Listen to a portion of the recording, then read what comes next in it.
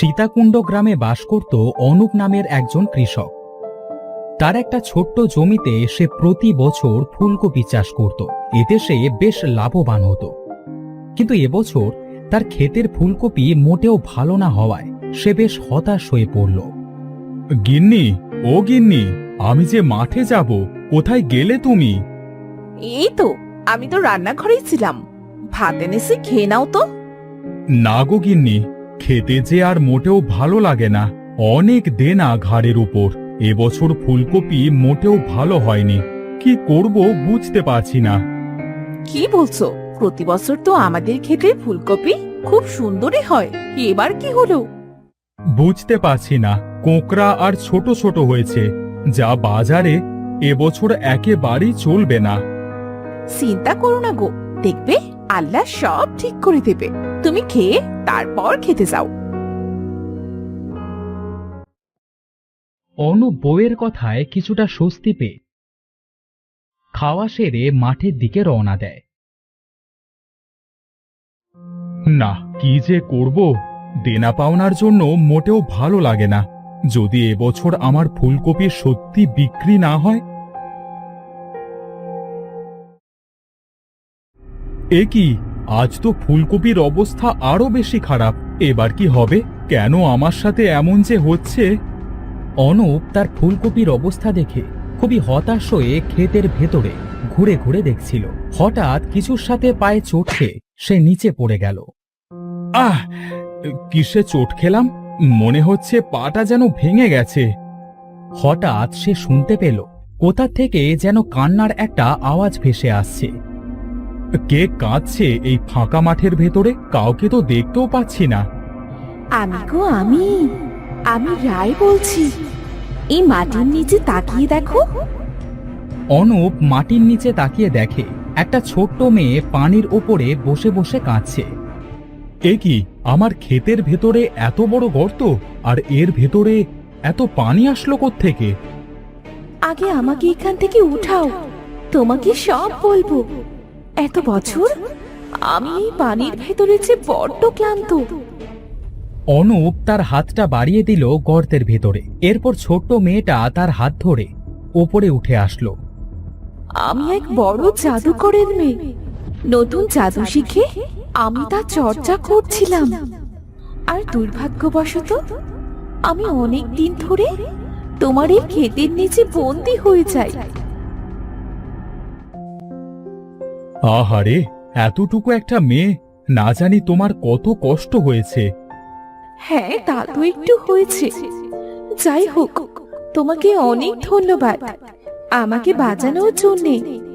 তুমি না বাঁচালে হয়তো আমাকে সারা জীবন এই মাটির নিচে বন্দী হয়ে থাকতে হতো।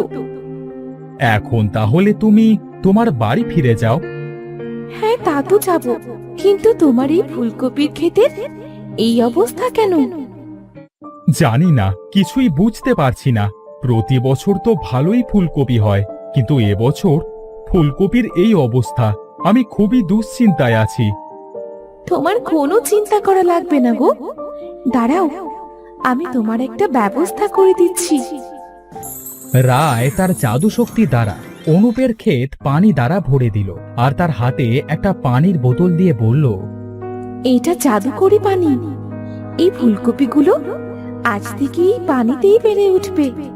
আর প্রতি 10 দিন পর পর এই বোতলে জাদুকরি পানি 1 ফোঁটা করে প্রতি ফুলকপির গায়ে দিয়ে দিও, কেমন? তোমাকে অনেক অনেক ধন্যবাদ মা। তোমার এই উপকার আমি কোনোদিনও ভুলবো না। এটা তোমার প্রতিদান। এবার যে আমাকে যেতে হবে। হ্যাঁ, যদি কখনো তোমার সাহায্যের কোনো প্রয়োজন হয়, তখন আমার নাম ধরে 2 বার ডাক দিও, আমি চলে আসব। রায় কৃষকের কাছ থেকে বিদায় নিয়ে চলে গেল।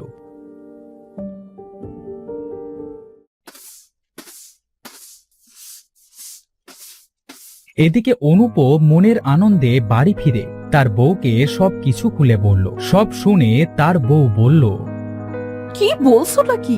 এমনও হয় নাকি পানির উপরে ফুলকপির চাষ? তবে আর বলছি কি,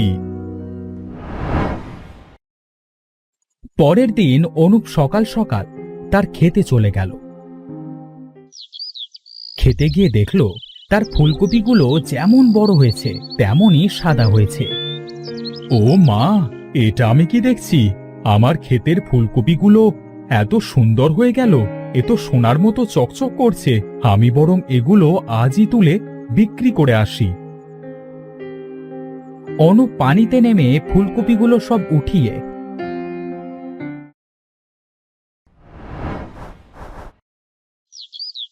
বাজারে নিয়ে গেল।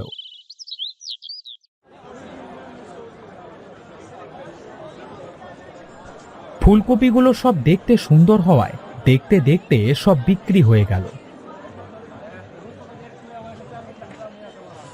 এত তাড়াতাড়ি আমার ফুলকপি সব বিক্রি হয়ে গেল, আর এগুলো তো বেশ ভালো দামেই বিক্রি হলো।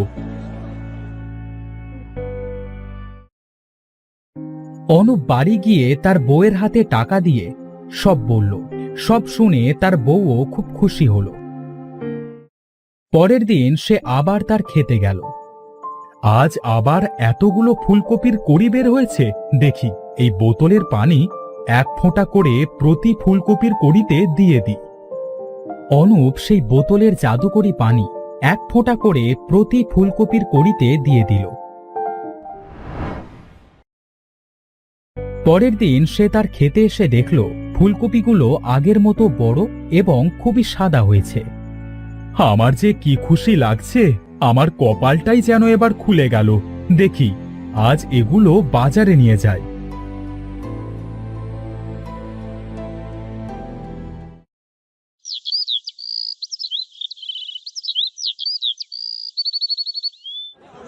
অনুপ সেদিনও ফুলকপিগুলো বাজারে নিয়ে গেল, আর সাথে সাথে সব ফুলকপি বিক্রিও হয়ে গেল। এভাবে অল্প কিছুদিনের ভেতরে তার ফুলকপির কথা অনেক জায়গাতেই ছড়িয়ে পড়ল।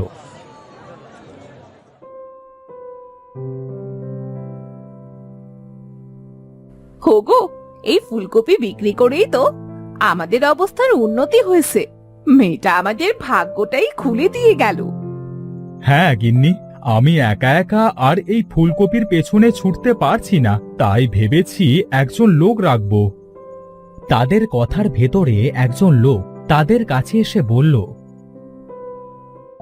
ভাই, তুমি কি সেই বিখ্যাত ফুলকপির মালিক? হ্যাঁ, কিন্তু কেন? ভাই, আমি খুবই গরিব মানুষ, আমার একটা কাজের খুব দরকার। তুমি যদি তোমার ফুলকপির ক্ষেতে আমাকে রাখতে তবে খুব উপকার হতো। হ্যাঁ হ্যাঁ, রাখবো। এমনিতেও আমার ক্ষেতের জন্য আমি একজন মানুষ খুঁজতেছিলাম। তুমি এসে ভালোই করেছো। তা তুমি আজ থেকেই কাজে নেমে পড়ো।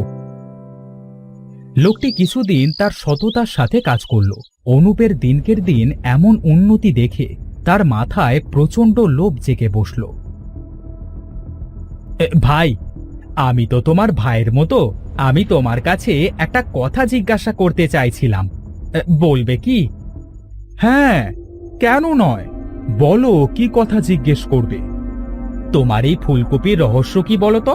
পানির ভেতরে ফুলকপি রাখলে আমার জানা মতে নষ্ট হয়ে যায়, আর সেখানে রাতারাতি তোমার এই ফুলকপি বেড়ে যায়।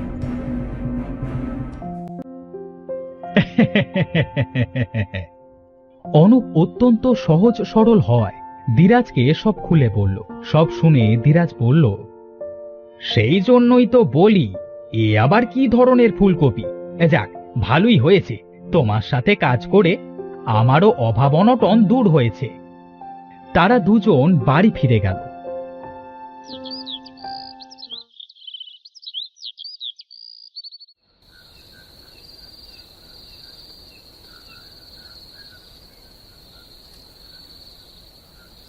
সেদিন রাতে ধীরাজ সেই বোতলের পানি চুরি করে বাড়ির দিকে রওনা দিল।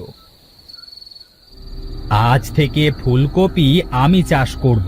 এই বোতলের জাদুকরি পানি দিয়ে ফুলকপি চাষ করে অনেক টাকার মালিক হব। ধীরাজ যেতে যেতে হঠাৎ তার মাথায় আবারও একটা দুষ্ট বুদ্ধি জেগে বসল। আচ্ছা, এটাও তো একটা কথা, এই জাদুকরি পানি দিয়ে ফুলকপি যদি দিনের দিন এত বড় হয়, তবে এই পানি খেলে আমিও তো অনেক বড় হয়ে যাব, এই সবাই আমাকে সম্মান করবে। হ্যাঁ হ্যাঁ হ্যাঁ, আমি এটাই করব। যেই ভাবা সেই কাজ। ধীরাজ এক নিঃশ্বাসে বোতলের সব পানি খেয়ে নিল, আর সাথে সাথে সে খুব ছোট আর কুৎসিত রূপের হয়ে গেল। হায় হায়, এটা আমার কি হলো? আমি এবার মানুষের সামনে মুখ দেখাবো কিভাবে?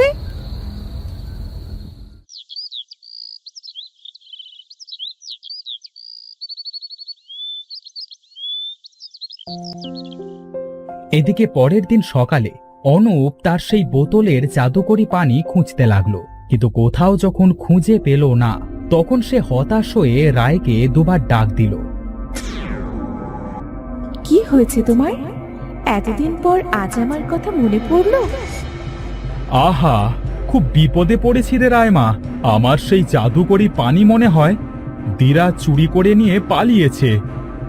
আমি জানি গো, আমি সব জানি।